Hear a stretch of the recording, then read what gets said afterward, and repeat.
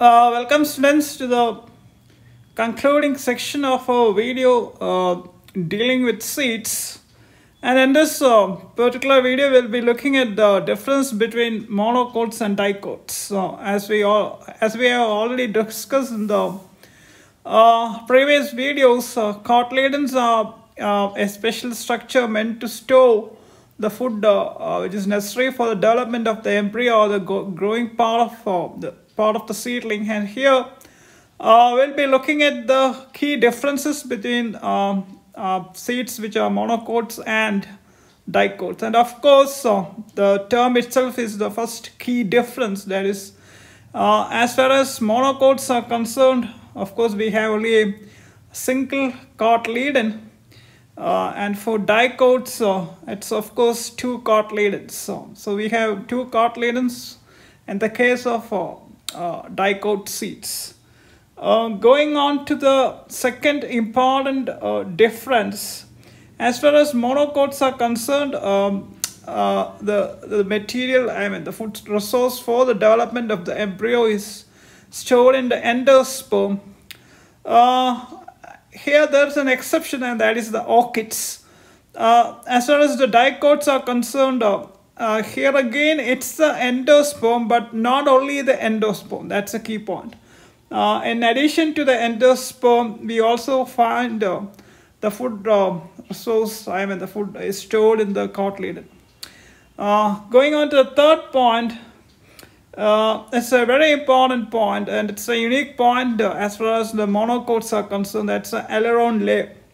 Aileron layer is something which we discuss in quite detail.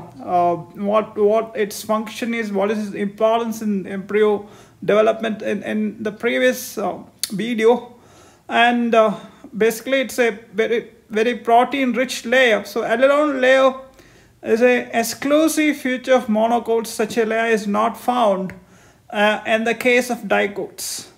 A fourth, once again, exclusive feature of monocots is the presence of two kinds of protective sheets, one for the shoot and other for the root. The one for the shoot is what is called a cuptile, and the one for the root development, that is called a clerosa. Now, once again, such a protective sheet development is not seen in the case of dicots. Going on to the fifth point, is dealing with at what location you find the embryo in the seed.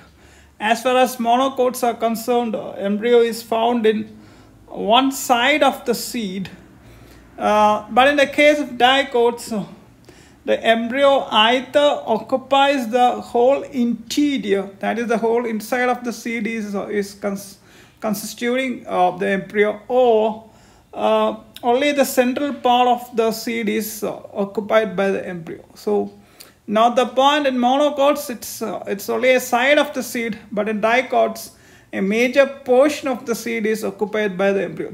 So that's a key point. Going on to the last important difference between the monocots and the dicots is that once again it's dealing with a locational difference. So that is, and monocots, the plumule lies at one end near the cotyledon. So that's a characteristic morphological feature of monocots. And if you look at dicots, plumule lies in between the two cotyledons. So that's a interesting point. Now, not the fact that in dicots you have two cotyledons, so plumule is lying between those two cotyledons, but in the case of monocots, only it can lie at a particular side.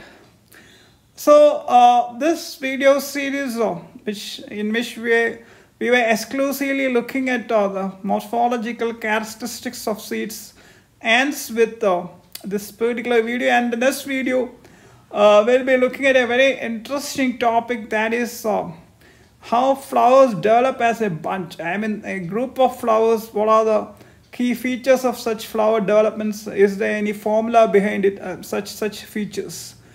And of course, it's the inflorescence which we are going to look at.